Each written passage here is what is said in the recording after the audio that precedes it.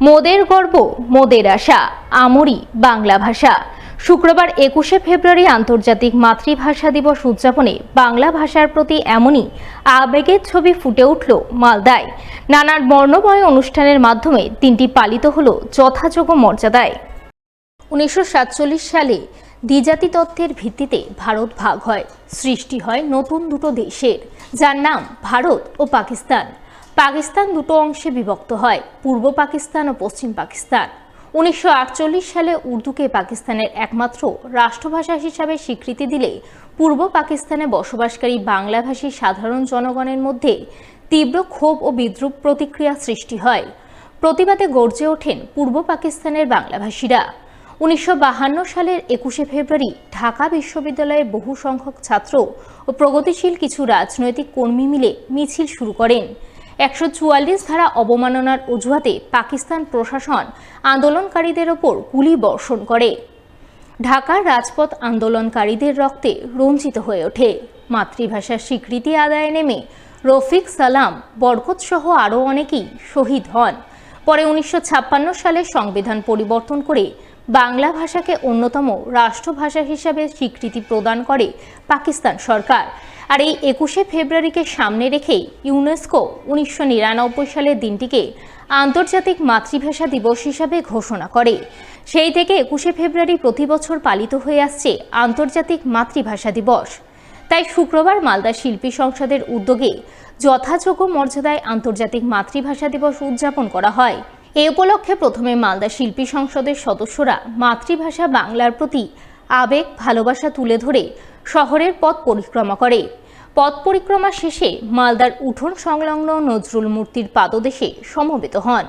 সেখানেই ভাষা শহীদদের প্রতি শ্রদ্ধাঞ্জলি নিবেদন, তাদের স্মৃতিচারণা গান, কথা, কবিতা পাঠ সহ নানান অনুষ্ঠানের মাধ্যমে আন্তর্জাতিক মাতৃভাষা দিবস উদযাপন করেন। আন্তর্জাতিক মাতৃভাষা দিবস 52 সালের যারা শহীদ হয়েছিলেন আমাদের বাংলা ভাষার জন্য, আমরা তাদের আজকে স্মরণ করছি। আমরা গান, নাচ, কবিতা, আবৃত্তি দিয়ে আমরা শ্রদ্ধা জ্ঞাপন করব, পুষ্পার্ঘ্য নিবেদন করছি। মালদা শিল্পী সংসদের উদ্যোগে আন্তর্জাতিক মাতৃভাষা দিবস উদযাপন অনুষ্ঠানে উপস্থিত ছিলেন ইংরেজবাজার পৌরসভার চেয়ারম্যান কৃষ্ণেন্দু চৌধুরী, শিক্ষাবিদ শক্তিপদ পাত্র, মালদা শিল্পী সংসদের সভাপতি ডক্টর ডি সরকার, সম্পাদক মলয় সাহা সহ অন্যান্যরা।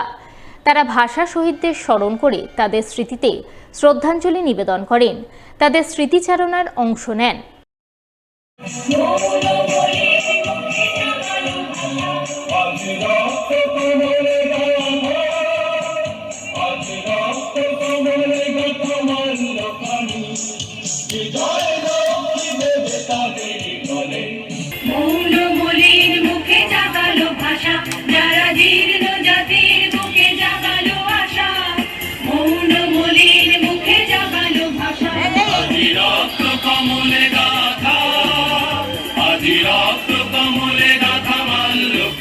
মালদার হরিশ্চন্দ্রপুরের ফতেপুর নেতাজি মোড়ে শুক্রবার থেকে শুরু হলো 7 দিনব্যাপী শ্রীমদ্ ভাগবত পাঠ কথা। এই উপলক্ষে এদিন স্থানীয় নেতাজি ক্লাবের পক্ষ থেকে কলস যাত্রার আয়োজন করা হয়, যাকে কেন্দ্র করে এলাকায় ভক্তিমতী মহিলা পুরুষ সকলে মিলে কলস যাত্রা করে স্থানীয় নদীঘাট থেকে জল আনয়ন করেন। এরপর মঙ্গল ঘটের জল দিয়ে মন্দির ধৌতকরণের মাধ্যমে শুরু হয় 7 দিনব্যাপী শ্রীমদ্ ভাগবত পাঠ কথা। জানা গেছে 7 দিনব্যাপী এই ভাগবত পাঠ করবেন শ্যামসুন্দর মহারাজ।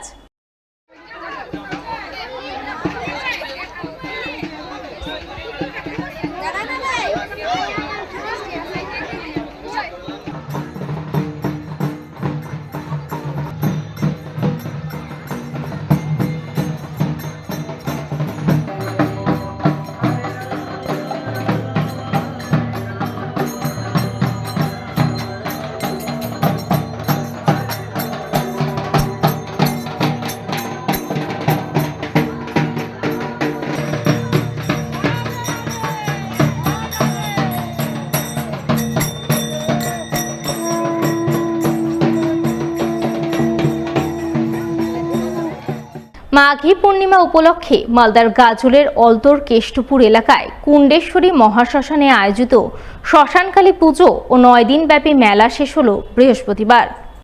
শেষ দিনে মেলা বেশ জমজমাট রূপ ধারণ করে। দূর দূরান্ত থেকে অসংখ্য ভক্ত সমাগম ঘটে। পুজো ও মেলা উপলক্ষে প্রতিদিনই বাউল কীর্তন সহ নানান সাংস্কৃতিক অনুষ্ঠানের আয়োজন চোখে পড়ে। মেলার শেষ দিনে পরিবেশিত হয় নারদ লীলা, যা দেখতে বহু মানুষের ঢল নামে। সব মিলিয়ে গাজলের অলতর কেষ্টপুর এলাকায় কুণ্ডেশ্বরী মহাশ্মশানে আয়োজিত শ্মশানকালী পুজো ও 9 দিন ব্যাপী মেলার শেষ দিনে বেশ জমজমাট রূপ ধারণ করে, যাকে কেন্দ্র করে উৎসব মুখরিত হয়ে ওঠে গোটা এলাকা।